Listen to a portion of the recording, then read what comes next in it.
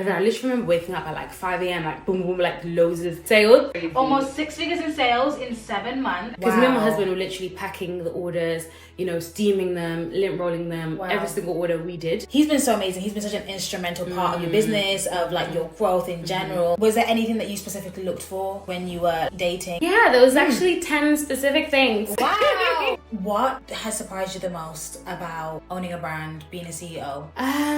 You're gonna cry. Right. You're going to cry. It's gonna stress you out. You're gonna break out into spots. And people were putting stories up, commenting on my thing. Scam, guys, don't buy from this. This is fake. They're not replying to my emails. This and that. And I didn't even know this was happening. What was like the initial like startup cost, everything that went into actually launching ASANTE Studios? So, if anyone wants to start a brand, I hope y'all will listen right now. ASANTE Studios is a brand that started from an idea, and in less than a year with only one dress design has generated 6 figures in sales and has been worn by all of your fave influencers. I'm so excited for us to be inspired by the CEO Gratsi so we can get it together. Hi, Gratsi. hi, sister. Thank you so much for coming onto my podcast as my first ever guest. I'm so excited. I'm so excited to have you here. Thank you so much. So proud of you. I'm so excited. So the very first question that, you know, I want to ask you is, you know, the name of the podcast is Get It Together with Grandy. Currently, do you feel like you have your life together? What's the current vibe? Yeah, okay, do you know what? I'm happy we're doing this podcast this week. Right. Because I feel like ever since my birthday, so that was what, 2 weeks ago, 3 weeks ago, and my life, I've been getting my life together. When it's like a new age, and you're like, yeah, it's about time we get this ish together. New age, new you, that kind of vibe. I think that's the vibe. And I've been consistent, to be honest. Even before my birthday, I was consistent. But you know when you have like a holiday, you're like, I'm gonna eat everything and on a holiday, so what's the point? So one of my goals is like doing 10,000 steps a day, eating better, working out, waking up earlier. And I feel like the past few weeks I've been getting it together. I love that. Oh my God, because that wasn't the case a month ago. Okay, so we've got a lot to learn from you because, you know, you've got it together right now. And I'm so excited to have this conversation because there is just going to be so much to talk about. Yeah. But before we get into all the amazing success of, you know, ASANTE Studios, because she's a new CEO, I feel like one of my favorite quotes is like, it takes 10 years to make an overnight success. Right. And I feel like that is very true when it comes to you and your business, because I feel like with the success of ASANTE Studios, it's been around for 7 months now. When you started, December the 20th was the day that we went live. So December the 20th. So literally 7 months. So congrats on, you know, half year birthday. So yeah, so with the success of ASANTE Studios, it only being 7 months old, I feel like people would see it and think, gosh, like look how amazing it's been overnight. Like this brand has come out of nowhere and it's just like skyrocketed. Just to name a few of the accolades, you know, in just 7 months. In just 7 months, like what, almost 6 figures in sales? Yes, ma'am. That's crazy. Almost 6 figures in sales in 7 months. That's crazy. Right? That's crazy. Some of the biggest influencers have been wearing your clothes. Crazy. Bella Sabo, Julia Isabel, Tali T, Tamara London. So many. Coco Flow, Flora, who's Coco Flow on Instagram. Uche Notori, of course, Bass Queen. And it's like, these people would have on their vision boards. People would be like striving, like one day I want to see them in my clothes. You've done that in 7 months. It's been so amazing to see. But I feel like if I didn't know you, I'd think, oh, where's this brand come from? Like, how come this brand is so successful straight away? But they don't know that it's actually taken you a whole journey to get here. So I kind of wanted, before we talk about ASANTE Studios, to talk about, you know, the whole CEO era that you're in, to kind of talk about, you know, how this started, like 10 years ago or even before that. How did we get here? Like, you know, like, what is the journey? Tell us your story. Oh my gosh. Career-wise? So, you can tell us career-wise. Okay, so I went to uni for international business and marketing, and but before that, because you know, you're also CEO, but you are also a OG YouTuber. You know, yes, you are a YouTuber. You're a fashion girl. You're a beauty girl, and that started when you were in college, right? Yes, true. Actually, so yeah. To be fair, like when I first started, I always say like it was my first year of college, and I don't want to say the year because I don't want to give away my age, but it's a long time ago. And I literally didn't really, so I had just moved to a different new neighborhood for college, and I didn't really click with the people because they were just so different to me. I literally grew up in like a multicultural neighborhood. Right. Smethwick, if you guys know, and it just didn't really like click with anybody because they're just so different to all my friends from school, etc. So I was low-key like a loner in college, and I would just spend my like breaks in the library, like literally. You know those movies like the nerds are like in the library eating their lunch. That was literally that me. Was you. And I was just my like escape was YouTube, and this was like when YouTube was first popping off. Like I don't even know if you know the Janoskians. No, never heard of them. Like this was crazy too. Like when YouTube was first popping off, right? And I'd always watch like mainly like fun creators, but then I got into like the Price, Britpop Princess, Britpop Princess, yeah, Beauty Crush. No, she used to be called Britpop Princess, right? Like JJ, like all the girls, like all the iconic OG girlies, and I was just like, wow, I was actually mesmerized. And then I was just like, I've got nothing better to do. Let me just start making little videos here and there, like on my little iPhone, probably 4 at the time. And you would probably record me like literally outside our house on a red brick wall. Like it wasn't given, but that's how I started. Right. And then I also had a singing channel. Oh. I was very diverse. Yeah, singing actually did kind of well. Okay.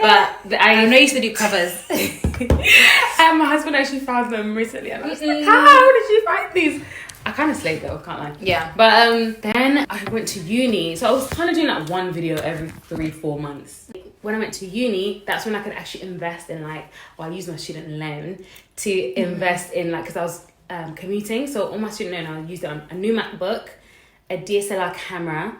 And I was like, this is it. I love that. On my way to be, you know, so back then when you were in college and you used it as your escape, and then that was the day you created your channel. What was your channel name? I think it's called like, no, to be fair, it was called Gratsi XO.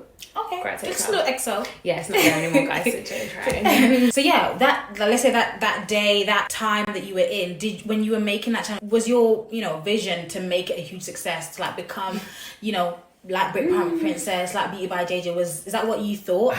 Absolutely not. Like no, because number one, there wasn't that many British girlies like killing it. There was some, but they just felt like so far away. Right. And I mainly did it because I actually enjoyed like I said, I did marketing at uni, and I think I did graphics at college. So I was a creative person. I just like editing. I liked that kind of thing, and I was like, let me just see. Like it wasn't, and people weren't really. We didn't know people could make money from it back then anyway. So it was just like a bit of fun, to be honest. Okay. And I didn't tell anybody. So no, it wasn't really like. Oh, okay, so it's just like a passion project. You're just passion, yeah. Right. I was just bored.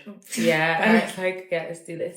And then you went to uni. Yeah. And then you said, okay, so then you started investing in yourself, like getting better camera equipment. And then at this point, I think we knew like people were getting sponsored hair. And that was my goal. Like, let me get there. What was even the Wiggins hair? Or like my first wig. Back then it was like, okay, I just want free hair. Right. And so that's why I was making videos, making beauty. And then it was more like gifting. We still didn't know like, oh my gosh, people can make bread off this. So yeah, and then obviously eventually we found out. And yeah, like when I eventually finished uni, I still wasn't that consistent at uni. But then when I graduated uni, that's when I was like, oh, actually. So, and what did you study at uni? International business and marketing or media. International business and marketing or international business and media. Something like that. Yeah. Okay. And then when I got my degree, I actually got a job in marketing in Birmingham. But it wasn't like, I thought marketing, in my head, I was like, okay. You know, like the, what's your favourite show? Ugly Betty. Ugly Betty. Right. I thought that's what it was going to give, like Ugly Betty. Like colourful office. Devil Wears Prada. It was not given there. It was like expectations versus reality. Right. Funnily enough, it was like a wholesale fashion brand, and I actually worked on Shopify. Like I did marketing, I did email marketing, I did social media marketing, like all of that. It just, the company was a bit dead. Right. And the boss just was not it. Like he was so mean. He was so mean. Like, so yeah, I was the youngest there. He tried to like make us work overtime for no extra money. And this was like, I was young, like I wanted to be doing, like I wasn't trying to stay, like have my life be my job. I was still just a girl, you know? Just a girl. And yeah, I remember one day, like he was getting out of hand. Like he was doing too much. And there was one day where he was basically, he pulled me into his office and he accused me of flirting with the interns. Like, bearing in mind, the interns were on, what's that thing? Like, you know, when they come from college. Apprentice. They were apprentices. So like 16, 17. Wow. And they were like, he was like, yeah, so I've been seeing on cameras that you guys, like, you're really trying to... Because I was the youngest. Wow. Like, of course I'm going to speak to people that are similar-ish age to me. I was like 21, maybe. And he was like, yeah, I saw you guys on the CCTV going home together one of the days, like, leaving together. It's not appropriate. Like, it's not a good look. I said... That was my last straw. Right. I said, this is it. Yeah. I remember I called you. I was like so upset. Like, how dare you? Yeah. Like, what I used to literally like run into the uni toilets like, oh, 1 second. And then you'd be like, Gratsi, I just can't do this anymore. Honestly, and I'd be giving you a pep talk. He was so mean. Yeah, he was awful. Yeah, but of course everything happens for a reason because I just know if I loved that job, I would have just stayed there, made my way up, like climb the corporate ladder. But I was like, no, my mental health is way too important for this.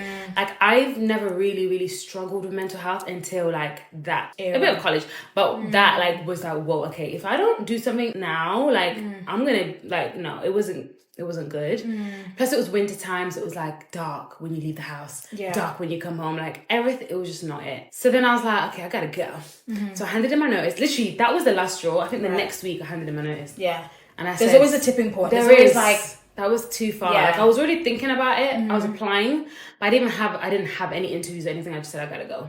Wow. So then handed in my notice that next week. And then, oh my gosh, I told my mom and she was like, are you dumb? Like, what do you mean? You finally got the, you know, the graduate corporate position. Job, you know? No, she was not happy at all. But I was just like, I just know I need to do this for myself. And it's just think about it. Just keep thinking about it and then we'll see, whatever. And then he obviously was so offended that he just said, get the hell out then. Wow. So it was like a 30-day notice or like 2-month notice, but he just said, just leave in 2 weeks. I had like 2 weeks to wrap it up. I was like, well, okay. Yeah, and then I remember literally I recorded myself on the way, I'm just remembering now, on the way home on Snapchat. That's how I know, because sometimes I just scroll through my Snapchat memories. And I remember I recorded myself like, this is my last day at my job. Like, oh my gosh. I don't know what's going to happen, but like everything's going to work out, this and that. Oh my gosh. I literally remember that. And then I got home. This is why, if you guys don't believe in God, I don't know for you. Wow. Because obviously, like, I knew God had me regardless. I literally got home that day. And so my plan was to be a YouTuber. Like, I was like, okay, I'm going to take YouTube seriously since I've been forced to quit this job. And I'll give myself 3 months. I literally said 3 months. I'm going to take YouTube seriously and then I'm going to get another role. So that way, at least like I can build up my YouTube a little bit, see where it takes me and then go back to work. Wow. I literally got home that day that I quit my job and my mom was in the kitchen and on the TV was Habiba De Silva, which was a huge YouTuber. Like, especially in that time, she was like unreal, like biggest YouTuber in my city, one of the biggest YouTubers around at the time. She had like a interview on BBC News about being a YouTuber and like how amazing it is and how she like recommends it to anyone and like how it's changed her life. And I was just like, I'm so sorry. BBC News, like my mum was watching it, like, well, she just had it on in the background. Yeah. Because she wouldn't, like, why would she be watching that? She wasn't even watching it. On the exact day that you are deciding to pursue your YouTube dreams. Come on. Come on. So I literally got into the living room and I was just like, sorry, what? I couldn't believe it. If that's not a confirmation, then what is? What is? And because I was shocked to tell my mom, I was like, because she didn't know I was leaving that day. He just said, get the hell out. Yeah. You thought you had like a 2-week, 4-week grace period. No, so I was so confident to tell her because I was like, listen, that is... I used to tell her, hello, look at the TV. People are saying that they're changing their lives on YouTube. And she was just like, you're an idiot. And this is crazy because this was at a time... Like, it's not... Today, everyone knows that YouTubers are... Right. Everyone knows that they're all millionaires. They all drive Porsches, Lamborghinis. Then, like, I don't even know what year that might have been. I want to say like 2017. 2017, yeah, around that time. But I had been doing it for a few years before that. Yeah. But this is when I was like, okay, cool. Those were the days that people had no idea what, especially parents. Because I feel like now parents, they get it. Do you know what I mean? My mom gets it. I'm all over her, like, you know, she gets it. But those days, no one, they just thought, who are these silly people doing videos online, like doing prank videos? Like, we were still like getting kind of made fun of for doing YouTube those days. It's like the equivalent of like, back then, like someone coming home and saying, I want to be a singer or I want to be an artist. You know what I mean? It was like, what do you mean? You have a whole corporate job that's giving you paycheck every single month. Are you down? Yeah. So yeah, she was not. She was not having it. She was not. But you was like, I'm going to bet on myself. Yeah. I was like, don't worry, I'm just going to be applying for jobs. Don't worry. Like, I'm going to yeah. So, yeah, but I just knew in my heart, like, okay, this is it. God has literally showed me, like, it's okay. You're on the right path. This is confirmation. Like, you got this, queen. And literally, I want to say within a month or 2 months, like, I was going crazy. Like, I've never been that consistent. You're putting blood, sweat, tears. It's like, I remember I literally repainted my whole room just so I can have that like clean white aesthetic. Wow. Because I had like Magnolia bedroom, you know? And I literally painted it myself. Took me 2 days to paint it. I was like, okay, we're actually going to go for it. And I literally put in work. But then I also think God just helped me out. Because I remember like within a couple of weeks, one of my videos went viral. Wow. And bearing in mind, I remember when I took a photo of like when I left, I had like 13,000 subscribers. Wow. Like within that 3 months, I was on 80,000. Wow, in 3 months is crazy. Like my videos were going viral. You know, like the black Barbie makeup era, black chocolate queen era, like that. You were doing all types of content. I remember you even doing like Queen of Sheba. Yes, I did. Queen of Sheba. Like you buy like props and like get the outfits for the that was like the beauty guru YouTube time. That was the time that we were in. Cut crease. It was the cut crease era for sure. And my videos just kept going viral. And like I remember one time, like you should put me on their spotlight, like the homepage spotlight or something. I remember this. And I remember I didn't even know, but I just kept getting random comments like, "You monkey, this, that." I was like, my audience is not. They're not haters. They're not. They don't. That's when I realized like it's on spotlight, so everyone can see it. Like it was literally on the YouTube homepage. Wow. So I feel like that was God. Yeah. It was like you put a bet on yourself, so I'm gonna help you out. Yeah. I gained a lot of subscribers in a short period of time. Wow. And then I started getting, paid. I said, And I remember like I made my paycheck in a month, like my monthly paycheck on like 2 sponsored videos. Back then it was like a couple hundred, like £400, £400. And I was like, I'm not going back. I'm not going back. So yeah, that's literally, that's when it began. And then you've been a content creator ever since then? Literally. Right. So from being a content creator for all these years, what brought on, the inspiration to want to become, a brand owner, a founder? What was the inspiration behind ASANTE Studios? So ASANTE Studios, I feel like, to be honest, when I was thinking about it, I was deep in that. Me and you, like, we had an eBay account back in the day where we'd buy like not random, but decent stuff in the charity shop. Yeah. And then we'd upcycle it. Yeah. Put studs on it. Bleach it, dip dye, that dip dye era. Yeah, the Tumblr era. Yes. Yeah. The denim jacket that's like dark blue, light blue. The silver studs on the shirt. I was like, we've actually been doing this for like from back in the day. It's true. And this is like when maybe in college. I was in college, And then because I remember I watched this random video of us doing a lookbook. And I remember the shirt. I put like our eBay account. Like I was saying, okay, this is from Primark. This is from New Look. This is from our eBay account. Yeah. Literally. So I think I've always obviously loved fashion, like we're in fashion. But I think I don't know if it's recently or I just feel like I can't always find things that I love, that I want to wear, especially because like I'm a curvy girly, like I have, assets. Yeah. And I don't, I want to find things that I feel great in, that isn't showing too much. Right. If I find something, it's always like the slit is up here. Yeah. The cutout. The back is backless. Like, you can't have it all. So I was just like, I was getting sick of it. And I was like, there was just literally this, like, almost like a dress that I wanted to have in my mind. No, actually, I just remembered. I was going on holiday to Marrakesh with my husband. And I wanted to do a holiday shop. So I said, okay, let's do a holiday shop. You were ready to spend your own money. I was ready to spend. And it was his birthday. So I'm look cute. I couldn't find not one thing. Wow. Like, I promise you that holiday. Not one thing. Like clothing wise, I bought accessories. Wow. I didn't buy a single new piece of clothing. Wow. And not because I didn't want to. Like, I couldn't find anything that I liked. Right. And I was like, this is not normal. Like, what the heck? So I had an idea in my head and I found this skirt and I made it into a sarong. Like a skirt sarong. No, it was a dress, but I made it into a skirt sarong. And then when I wore it, so many people were like, oh, where's that from? Where's that from? So I linked it on my Instagram stories.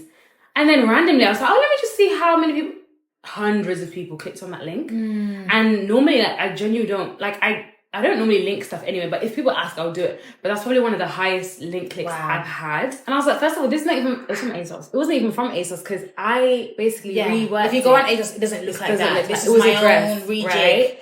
So then that just got me thinking like, wait. I was like, And then my brain just went on overdrive. It just went crazy. And I was like, let me look into, because I've always wanted like something tangible, a business that I can, you know what I mean? Like content is a business, like content creation, but I always wanted something tangible. And I was just You've always been very like entrepreneurial, business minded. I did business in school, everything. Right. And I was like, let me just look into like having a brand. And also I remember at the time you were working for a brand that I really liked as well. And I was just like, wow, the brand is just so inspiring. And the owner is like quite a local person. And I was just like, I mean, people are doing it. Let me just look into it. And then the more I researched, I was like, wait, I can actually do this. Like, I'm literally in fashion. I know what I like to wear. I know that I can't find certain things that I want to wear. So why don't I make them myself? So then I started researching. And then, like, I just like, I feel like I can do this. Did you not have any like apprehension, the fact that you've never studied fashion, or did that not make you a bit scared? Like, I feel like to design clothes and to create a brand? Not necessarily, because I listened to a lot of podcasts and I looked at a lot of like different people on TikTok, YouTube, and most of them did not have a fashion background. Did not have a fashion degree. Like, they just started. A lot of them even started from like reselling things, and then just like Conor Walker's one of my literal queens, and she just started when she was 17 selling stuff on eBay. Do you know what I mean? Yeah. Like reselling. She definitely didn't have a fashion education. Yeah. So I was no, that didn't even cross my mind. I can't lie. Wow. No. I was like, the internet, like anything is possible. Yeah. Like, so yeah, I just started thinking about it. I made a presentation to show my husband, just for him to know, like, I'm not crazy, because I didn't want to just be like, oh yeah, my website, you know? Like, I wanted him to, you know, be on board and support or whatever. Yeah. And then the more I was in this presentation, I was like, wait, this is actually going to slay. Wow. Yeah. And then when I finally made the decision, I was like, I'm going to do this. I think I'm going to do this. Like, prayed. I was like, okay, I just want to, not a sign, but I just want confirmation. You know, when you're praying, you just want a confirmation. Yeah. That weekend, we were going to Paris. And then I literally saw one of my favorite brand owners in Paris. Like, we literally were walking past each other and I was wearing her brand. Wow. And she noticed me. She was like, oh my God, you're wearing the brand. Who was it? Yeah. Oh, okay. So Cuckoo, like, wow. You know, Dabs. She's like low key with her brand, but I just feel like that brand changed the game in the UK. I don't know. Wow. I feel like everyone was wearing Cuckoo at that time. Like, at that time, and it was very like curvy woman friendly. Yeah. So I had a lot of stuff from them. And I was like, what are the odds? By the way, she lives in London, I think. I've never seen her before. Like, yeah. And all of a sudden, the week, I'm like, not the week, but the few weeks, I'm like, okay, I just want to sign, like, confirm that this is the right, you know, I see her, I'm literally wearing her dress, her dress. And I just felt like, oh my gosh, like, you're just a girl. Yeah. And you're killing it, and your brand is killing it. And I'm literally in the same vicinity as you. Why can't I do it? Right. The next day as well, I saw another one of my favorite brand owners. That's insane. And in 2 days? Literally the same weekend. I was like, you wanted a sign. This can't. You like, wanted the a next sign. day, I'm not even joking, the next day. That's crazy. And that was even in the UK. Like, I flew back because I had an event.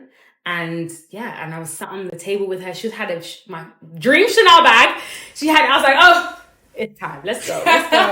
And she was so lovely. And I was just like, these are just girls, by the way. Yeah. They don't have two heads. Yeah. Like, I can do this. Yeah. It just became very real. Very real. It's like, if people around me that I can see with my own two eyes are doing it, why can't I type of thing? Wow. That was the confirmation for me. I was like, okay, full steam ahead. We're doing this. Wow. Yeah. Okay, so you said you had the confidence to do it, right? Where do you think that confidence came from? Like, because last week we did an episode on starting, and I feel like a lot of like the thing that holds people back from starting is that fear of like, oh, am I gonna just fall flat on my face? Yeah. Do I know enough? Like, you know, all the things like, is this actually going to work? Are people going to just laugh at me? So yeah, did you not have that fear, or did you like feel the fear and do it anyway? Okay, I think... Okay. So I genuinely think at the beginning, when I was doing all my research and stuff, I was like, I had no fear. Wow. I was like, this is gonna kill it. Like, there's a gap in the market. Like, I would be a consumer of this brand. Right. And I literally had no fear. But then when it actually got to like, okay, time to put a deposit down for the bulk order, I was like, okay. Like, then I think that's when the fear started coming in. And I was just like, to be fair, like, I'm a Christian, and I think a lot of like all my decisions in my life, I feel like even if initially they flopped, eventually they either taught me something. Right. I would not have changed them. Like, I can't think of something that I'm like, oh my gosh, I wish I didn't do that. Like, oh, that was an L. I wish I didn't do it. Every single thing, like, no joke, it brought me somewhere. So yeah, I think being a Christian gives me confidence that, you know, God's literally got me regardless. So that puts away a lot of my fear. But practically, I think like, you kind of just have to do it anyway. Right. You do. And the thing is, even if you know it's a good idea, like, it's always a voice in the back of your mind. You just have to listen to the what if it works out voice, not the what if. Because they're both what ifs. I literally, someone said this, they were like, they're literally both what ifs. They both haven't happened. Right. So why wouldn't you just put energy into the what if that it will work out rather than it won't work out? So yeah, that's just how I feel like I live my life. I love that.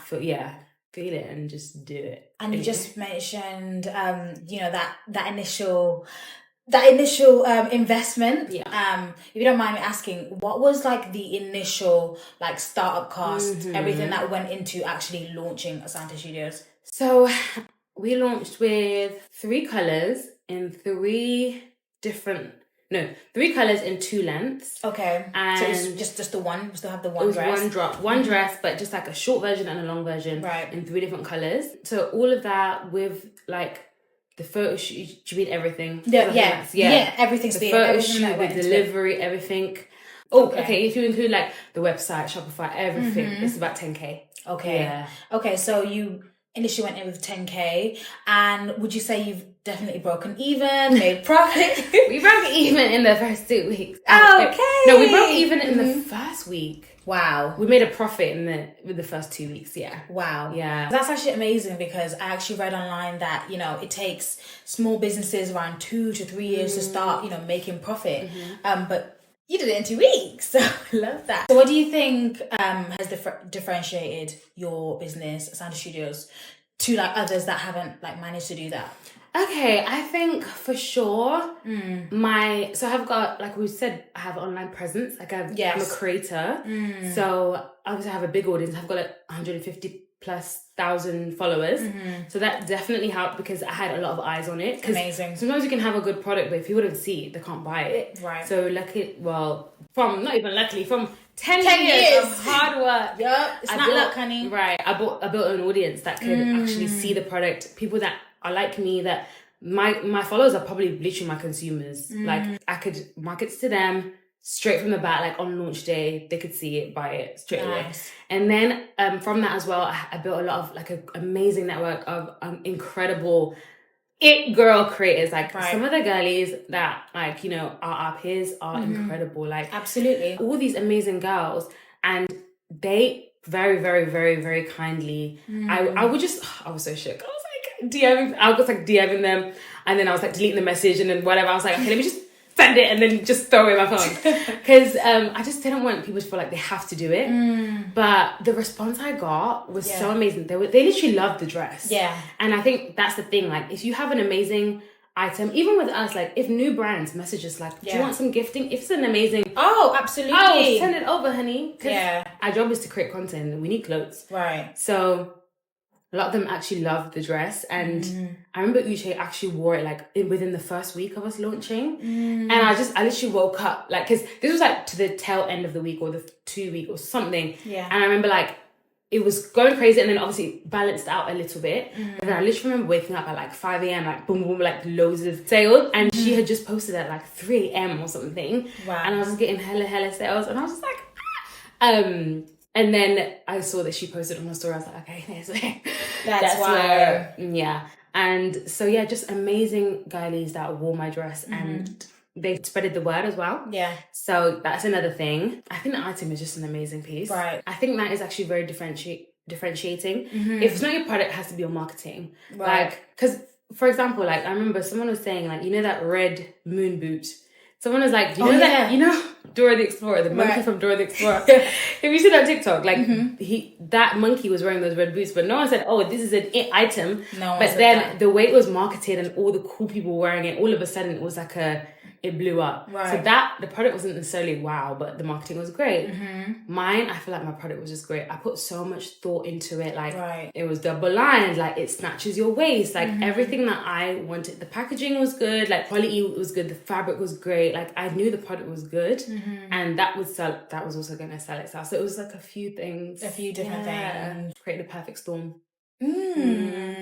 So when it came to, you know, like you said, the double line and actually like creating the dress, did you find that quite an easy or difficult process, seeing as though you didn't have that like formal design background? Because that would be like something that would really hold a lot of people back from starting. Like, I don't know how to draw, I don't know how to design. So how did the inception of the dress actually like occur? I feel like God wanted to me in a dream. To be honest, it's so interesting because from what I initially wanted to make, like I haven't actually made that yet. Oh wow! It was, and this is the thing about starting, because you might overthink something so much that you don't actually end up starting. So you don't end up actually realizing like, actually this is not the best, and then you iterate it to something else. Wow. Like I'm still working on that, but this dress was literally like something that I really wanted in my head. Couldn't find it. I literally looked on Pinterest. Couldn't find it, so I was like, I need to make this. So it was actually pretty easy, especially because I know what I like in a dress. Like I like it to snatch me. I like it to not be able to show my pint. Like, why are we still having things that show that in 2024? Not too grown for that. Right, I want it to be good quality. I want it to be like a little bit modest, you know? Yeah. So honestly, that dress was quite easy. I think... What was the process of finding a manufacturer, for example? So I found it online. So Alibaba, literally, because we manufacture in the Far East and there's hundreds of manufacturers on that site. So I was just looking for like dress manufacturers that work with feathers, that are high quality, have good reviews. And then I found a few, and then literally I had a question. Actually, ChatGPT came in with this. I was like, it's so interesting. I feel like everything can be done on the internet now. Right. I said, give me 10 questions of things I should ask a new manufacturer for my fashion business. Wow. He said, boo, boo, boo. I was like, I didn't even think of this, didn't think of that. No. So I maybe messaged about 20 to that. I messaged quite a few, 20 to 30 over the course of like a couple of weeks. So I kind of like crossed out whoever replied the fastest. Nice. Had good English, had correct answers. Wow. And just like I had good vibes from. That's who I kind of shortlisted, right? The vibes have to be there. And then I shortlisted them. And then that's when I was like, okay, going back and forth. And then I was like, okay, let's sample. It literally just kind of slowly just shortened itself. Wow. Because then sometimes someone would ghost me and not reply for 2 weeks. They'd be like, oh, sorry, we're busy. Sorry, I don't have time for you not to reply. Yeah, they're not going into the next round. Exactly. No. Right? And then, so eventually I got down to like maybe 2. And then it was the one that basically finished it the best and the quickest. So I went with them. I had made a sample with them. So funny enough, I didn't actually make a tech pack. Wow. I made a version of a tech pack, but okay. you know how to say you have to have like so many things you don't actually have to do. Wow. If you just start, you'll figure it out. Wow. I just made like a Canva page of the... Shout out Canva. Literally every time. The owner of Canva, we actually owe a lot to her. A lot. Like she deserves everything at this point. And it's literally So you went onto Canva. I went onto Canva. It was basically like an amalgamation of like 4 different dresses. And I was like, okay, so the neck from this dress, neck of this dress, length of this, these type of feathers but thicker. Wow. This double line, like it was this. It's giving bootleg design. It was giving. But who's gonna know? Nobody's gonna Who's know. gonna know? Until, these lot are gonna know. Yeah, you guys are gonna know. You guys get the tea. But no, it was like, it was detailed. It was detailed, but because it you hear like all these things about tech pack and this and renderings and drawings and... I've never. Wow. I think I'm just, I just made it very visually obvious what I want. Okay. And then I kind of made a bootleg contract from ChatGPT. Okay. Like, if you don't do this right, I'm going to get my money back, etc. Wow. And they signed it. Yeah. Oh, I love that. It was like email. And then, and the first sample, can't lie, slapped. Wow. The first sample. I remember when you got the first sample. Do you remember? Like, to be fair, no, we changed it once. But the first sample, you could tell, this is we're on the right track. Yes. Yeah. It was just a tweak. I think it was just like extra lining on the arms or something. Yes, it was just the arms were thin. Yes. They were like, normally people have just single layer on the arms, but I was like, no. First sample hit. So clearly, not saying that don't have a tech pack, but it's not. You don't need to have it. Unless it's like a super, super, intricate piece of whatever. Mine was decently simple.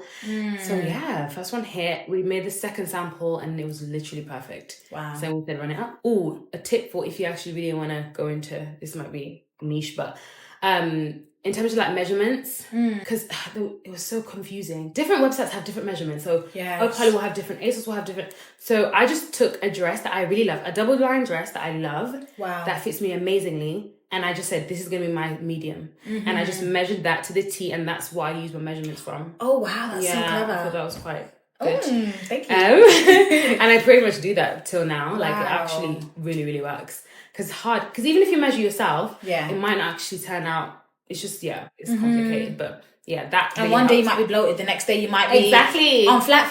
And even like the length of the dress, this was like my perfect mini. Right. The length, everything. So I just literally copied and pasted the measurements, sent to them, and that's how you based it off. Because literally the sizing was perfect. Like, we really get rare returns, and that's when if like something was sold out and they wanted to try it in excess, but it wasn't going to fit them. Do you know what I mean? They knew already. Sizing, we do so well with sizing. Wow, that's such a good tip. Yeah. Wow. Okay, so now you're a fully fledged CEO, brand owner. What has surprised you the most about owning a brand, being a CEO? What surprised me the most?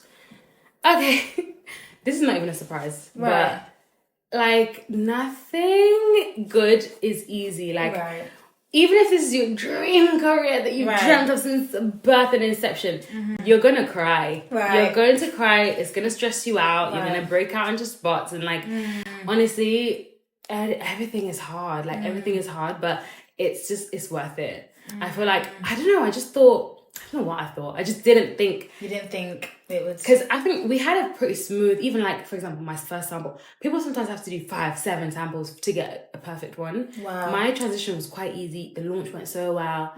But it was like the teething stages that just, was hard work. And I think that surprised me. I'm just like...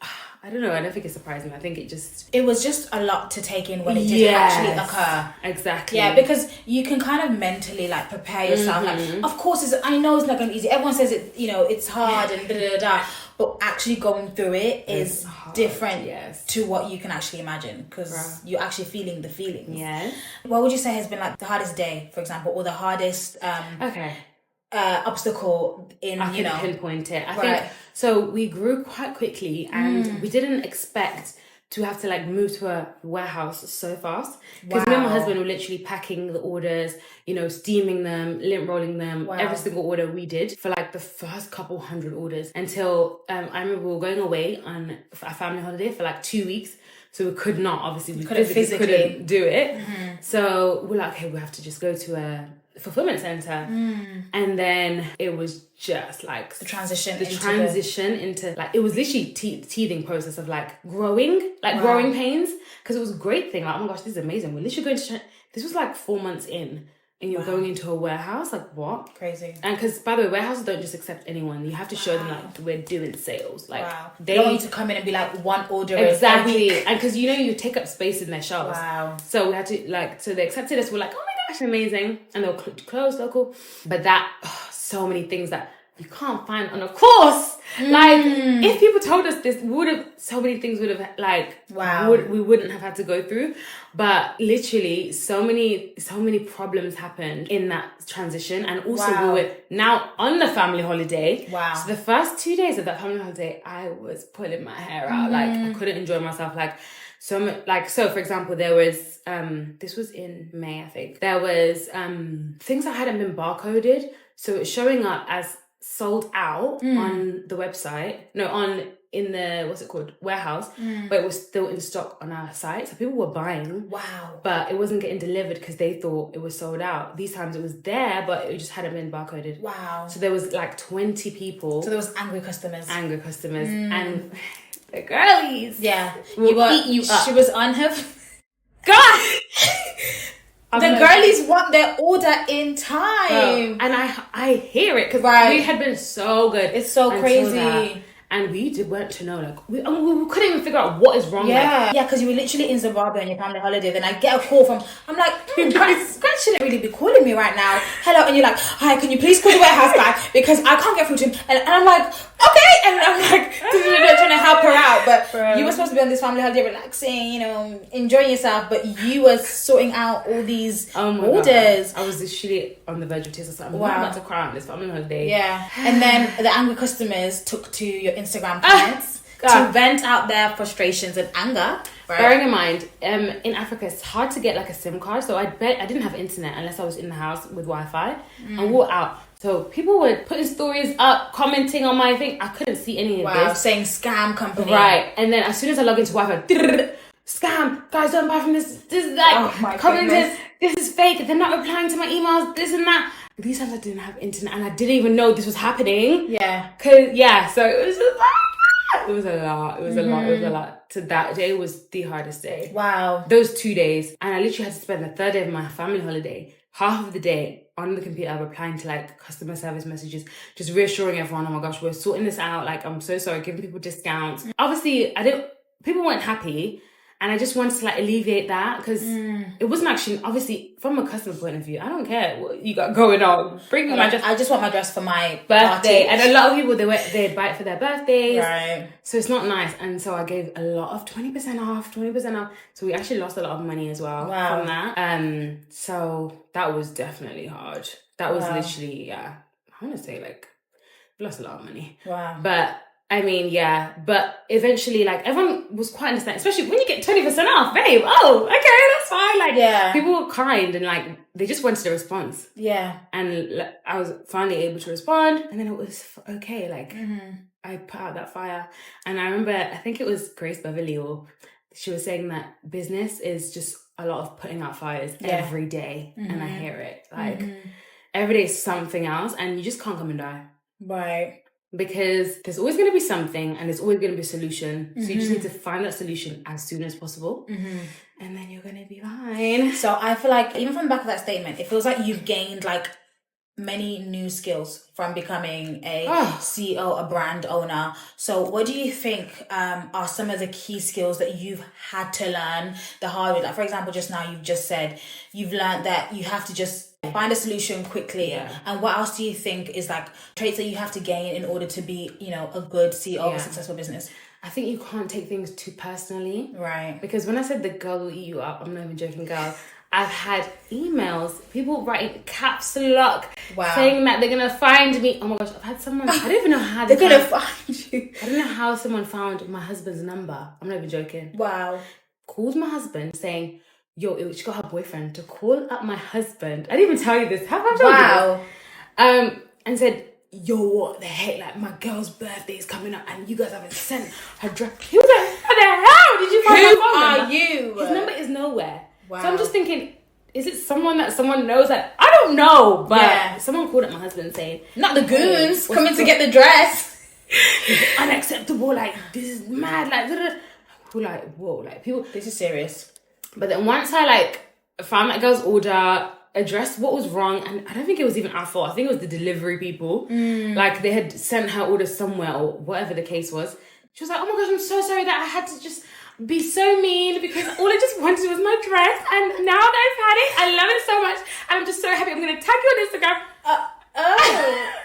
Oh my gosh. No cap. Wow. She tagged us on Instagram. She did. She loved it. Yeah. So, just can't take it too much. Because at that time, I was literally shaking. Hey, is someone coming to our house to crash our door down for a dress? It's not easy. Right. Obviously, someone's £120, £150. It's true. Know? So I hear that. But yeah, like, don't take it too personal because it's okay. Like, it's going to be resolved. And people will just get very passionate. But just don't take it personally. Wow. Can't lose sleep. Obviously, you know, do what you need to do to make happy customers, but things will always go wrong. So you just genuinely just have to do your best and just keep it pushing. Wow. Yeah. Okay, so don't take it personally. Quickly. Find a solution quickly. Yes. Oh, I've got another one actually. Yes, please give us more. Give us more. So I had this amazing quote and it's literally helped me so much. Ooh. And someone said, it's not always about making the right decision. It's about making a decision and making it the right one. Right. Do you need me to repeat that? Repeat it for people It's not always about making the right decision. Just make a decision and make that the right decision. Okay. For example, I was like, for weeks I was going back and forth. Should I do this color or this color? This color. I was like, okay. I sent my manufacturer, do this color. Actually, no, don't do this color. And I was like, I literally, for a bit, I was just like, for 2 weeks, I didn't reply to him. I was like, I don't know what color to do. And then I was like, if I just did one of the colors, they're both nice colors. They're both nice If I just choose one of the colors and then just put all in like marketing it, sending it, gifting, making a great campaign, it's going to be the right decision. Yeah. Because I'm good. Do you get what I'm saying? Like, I'm going to make it committed to it and you're going to make it happen. Right. You're going to make it work. Just commit to it and then put in all your work to make that the right decision. Wow. Right? Yeah. And that's helped me so much because I'm such a... And also, we will never know what was the real right decision either way. So this is now the right decision. Period. Because you've made it. Because even if, God forbid, this does flop, what if that one flopped even more? You actually never know. Exactly. You actually, and it's not going to flop because I'm going to put in the work for this to be the right decision, you know? And because I'm such a perfectionist. I think perfectionism is just not even good. But it hinders me from like getting, for example, like if I'd made a decision 2 weeks quicker, we'd be able to have launched that colour 2 weeks quicker. So that would have mean for 2 more weeks. Exactly. 2 weeks more worth of sales on it. Do you get what I'm saying? Why don't you just make the decision and then it will work out. That honestly has changed the game for me. Wow. Yeah. So less time on procrastinating, just kind of just make the decision. Yeah, make the decision and make it work. Yeah. Wow. Yes, that's helped me a lot. And a lot of the times it's not even that deep. Like it's like a shade of something. It's a typography of, it's like not that deep, babe. Like I'm redoing my packaging and it's like, oh my gosh, shall I have the website here or here? Like, it's not that deep. Like, a lot of the time, and you're just wasting time. So just do the decision and then make it work. Keep moving. Wow, I love that. I feel like, you've always been entrepreneurial. You've always had that entrepreneurial spirit. And now that, like, Asante has just done so well, it kind of makes me think, like, do you think in order to, like, create a successful brand or, be good in business, do you think it's something that can be learned? Or do you think that you just either have it or you don't? Or do you think anyone can do it? Having a business. Like creating a successful business or a successful brand like what you've done?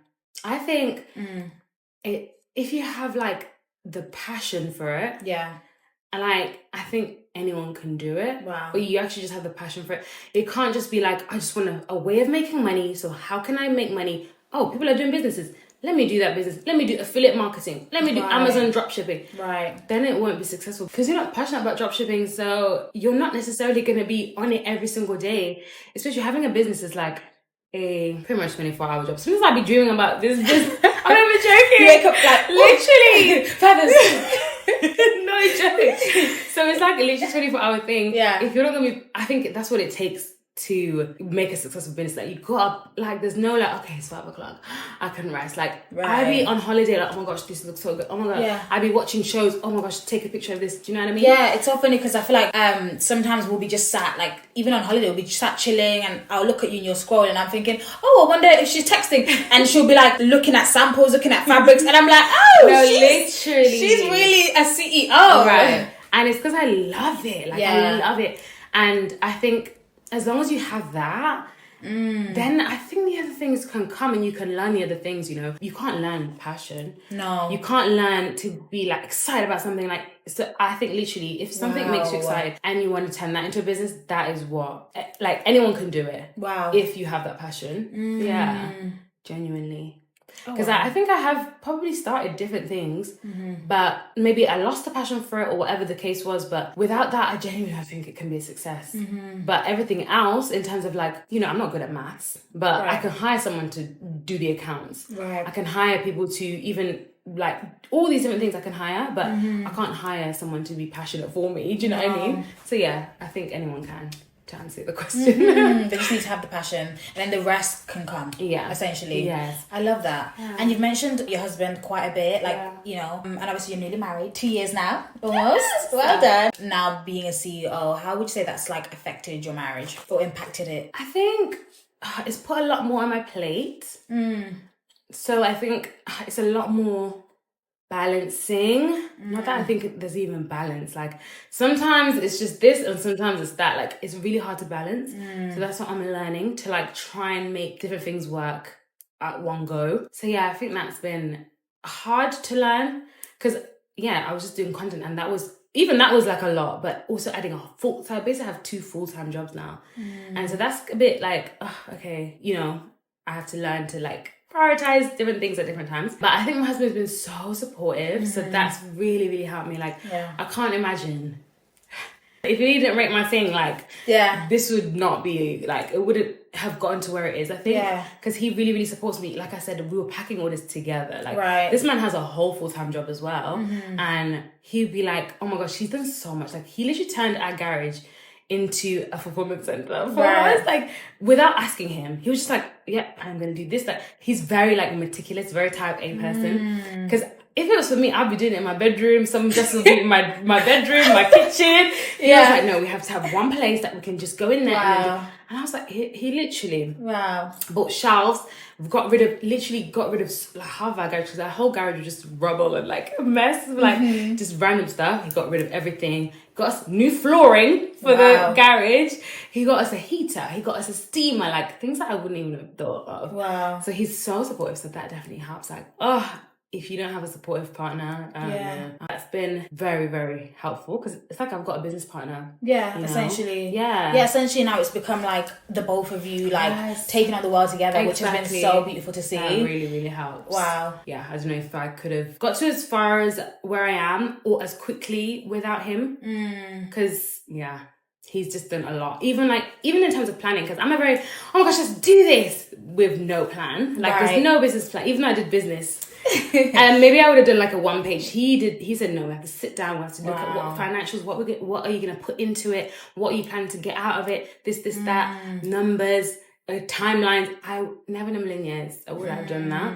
And I think that's helped it as well go quickly because he, for example, did this thing where you get alerts. So let's say if I put my goal is to have got my first sample by April the 1st. It gives you a notification, April 1st, hello. It's the first sample. Where is it? And it's like, so it's holding you accountable. It holds you accountable. I would have never thought of having these systems into place, and you don't understand how much that helps because I'm a scatterbrain. Like I'm very creative, but I'm not very like, organized. So you're like the creativity, and he's more like the analytical and it's super meticulous side. Exactly, which is so needed. You're a dream team. It's a blessing, dream team. I love that. Yeah, shout out to him, man. Oh wow. Shout out to mommy. Shout out to your man. Oh wow, that's amazing. So on the back of that, I know a lot of the girls are probably going to be thinking, okay, but how did you find like such a supportive partner? Like, was there anything that, you kind of looked for in a partner that, because obviously he's been so amazing. He's been such an instrumental part of your business, of like your growth in general. So do you think there's like, telltale signs? I feel like, the age that we're in, like both of us are married, but I feel like a lot of our friends or people that we know will be like, how are you married? Like the streets are so cold and all of this. Like was there anything that you specifically looked for when you were like dating intentionally or like? Yeah, there was actually 10 specific things. Wow. Yeah, there was at least 10 specific things that I looked for. Wow. She had a list. I had a list. Like the list is not a joke. The list is imperative, I would say. Because how do you know what you want if it's just in your head and like swirling? I don't know. Do you know what I mean? True. I feel like you have to write down. I'm not even joking. And you have to write down exactly what you want, pray about it, and then God will, do the rest. And then when he does present someone, because sometimes you think like, oh, is this God? But you don't know. And then it's actually not God. So, for example, when I met him, obviously you set us up, so shout out to you. God used you to, make it happen. But when he, presented himself, I guess, I, was talking to him for a little while and I was like, oh my gosh, this could be the one. I kind of knew that from the jump, but I literally went back to my list of 10 things. Wow. And every single one was ticked and more. Wow. And that was like, I have it on my phone, but I can't remember exactly word for word what it was, but that was one of the things, like a supportive partner. And I didn't know what that would look like. Oh, a supportive person. You had no idea that this is how it would play out. But that was one of the things, like support. Because you need that, you know? Obviously, my number one priority was God-fearing. Like, actual, you know, loves God. Wow. You know, hears from God, like, speaks to God every day. Because after that, honestly, like, everything, most things are ticked just from that, you know? It's like an umbrella. Do you know what I mean? Right. And then everything else, like, very specific things, I'm not even joking. Okay, like, go on. someone that can cook very well. Not beans and toast. Okay. Like, my man, Loki can cook better than me. He's a chef. He's an amazing chef. His food is amazing. And he's not even just like a chef. He would present it well. He would put like the little parsley. He'd be like, yes, like he has like ramekins, right? He does. He don't play. He don't play with it. Someone who had very like strong drive career wise. Wow. That was really important because I can't come and die and suffer from poverty. Like someone that, you know, actually works hard. That was, you know, like top is up there because I just, from what I've grown up with, I just know what I want and what I don't want. So yeah, I think that, wow, you know, nothing is perfect, but honestly, the fact that most of my list is ticked, like you have very small window for error. Do you know what I mean? So yeah. Wow. I literally to this day, I just tell everyone, make a list. And don't be like, okay, but he doesn't tick 1, 2, and 3, but yeah.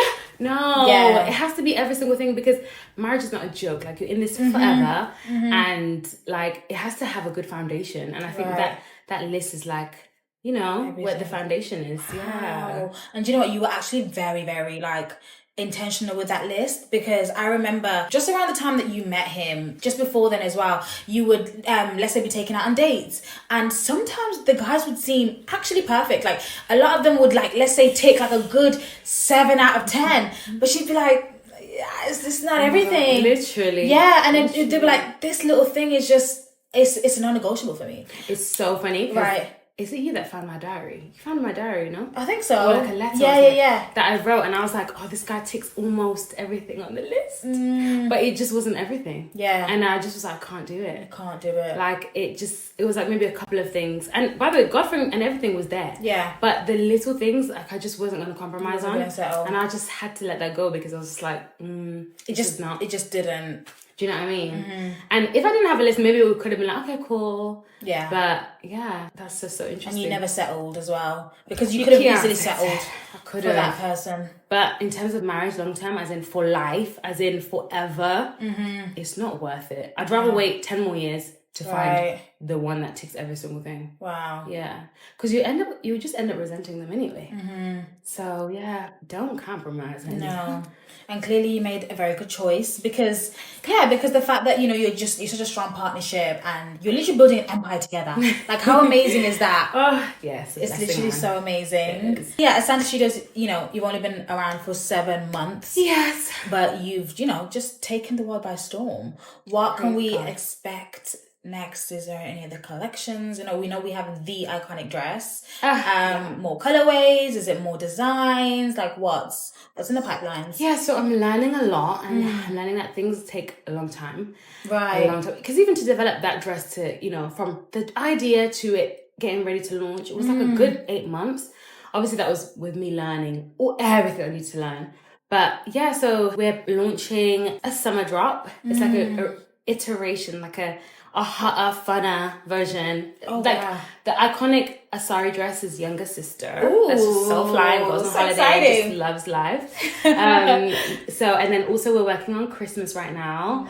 Nice. Like occasion, Christmas party wear. And I'm really so excited about that. Wow. Yeah, I'm so excited. And yeah, obviously looking into the next year as well. Just trying to get like collections dropping early because that's been a bit of a struggle, like getting things out on time because it's just us two at the moment. Yeah. Also planning to hire. Wow. So that's a blessing. Yeah. That's so exciting. Yeah. Because people say people don't have 2 heads, but they kind of do because they hire people. It's you know so what I mean? true. Yeah. So I'm trying to just like delegate. So then my main thing will be like creative and like thinking of like expanding the business rather than like working on the customer service and stuff. Right. Do you know what I mean? Yeah. But yeah. that is what's next. And I just domination. Absolutely taking the world by storm. I love that so much. So yeah, I'm just so excited for ASANTE Studios. Literally 7 months in, and thank you. Oh my gosh, we also couldn't have done it without you. A model, our very first e-com model. You know, podcast host, model. She does it all. Thank you so much. The first episode last week was all about starting, and I think you, for me, are the poster child for starting. I feel like start that thing should be like on her forehead, because like you just did it. And I feel like that is something that's very true to you. Like you're not somebody who sits there with an idea and like just mulls it over and does this, and you'll be like, oh, started, already got a domain, already got this, and I'll be like, oh, she's already gone. Like, what do you think like has given you that haste to be like, let's go, let's do this now? Because I think I'm more of someone who's like, let me think about it, let me come back to it next week, let me come back to it tomorrow, and then, you know, like I was telling them one this podcast was my idea literally like 4 years ago, probably 2018. I wanted to do this thing. That's crazy. But yeah, like I feel like you're somebody who's just kind of like, no, I'm gonna do it, I'm gonna start, I'm gonna go. Yeah. Like I don't know. Okay, first of all, maybe like being the oldest, I don't know. I just have always, I don't know, like I've always wanted to be successful. Right. And I just know no one's gonna give it to me. Like I'm the oldest. I want to like be an example to my siblings. Like I want to be like low key, like I don't know. One of my things is like helping my mom out and stuff. Like who is gonna help me to do that other than myself? You know. Right. So a lot of the times it's like, I can see this thing working. It's not like I've had loads of ideas in my life. I didn't even thought of Amazon dropshipping, by the way. I just the research and it wasn't for me. Right. But once things are ticking and it's like, oh my gosh, this makes sense. I think I can do this, and I have the passion. I'm just like, why not go for it? I think it's just an innate thing in me, maybe. Yeah. Oldest child syndrome, and also just that innate, I don't know, just I want so much more. Like I know there's so much out there for me, and the faster I do it, the faster I am to living my dream life. Wow. So it's like, okay, if I delay it by 1 year, that's 1 year less that I can enjoy my life, you know. So yeah, like just like, what are we waiting for? Like literally, it's better to just do it, flop, and then on to the next thing. Right. You know what I mean? And I think I listen to so many podcasts and I listen to so many CEOs. Loads of people have flopped like so many times, and the quicker you flop, the quicker you're onto your next thing, and the quicker you find the thing that is gonna blow up or be the millionaire business. Do you know what I mean? So yeah, like I don't know, just get it done. Just get it done, honey. Just get it done. Make the decision. I'm excited. I'm so excited for this podcast. I'm so excited that you're my first ever guest. I love you so much. I love you, sister. But yeah, guys, check out ASANTE Studios if you haven't. ASANTEstudios.co.uk. No, literally the most fire dresses. Thank you. They look amazing on every single person, every body shape, every height, every weight. Yes. Like the other day I was scrolling through your tags and I was like, why do these girls look so good? Like they literally look insane. Yes, and we have so much amazing things to come, guys. So don't sleep on her. She's coming back with a bang. Oh. So yeah, guys, that is the end of this week's episode. Thank you so much for getting it together with us. And we'll see you next week. Bye. Bye. If anyone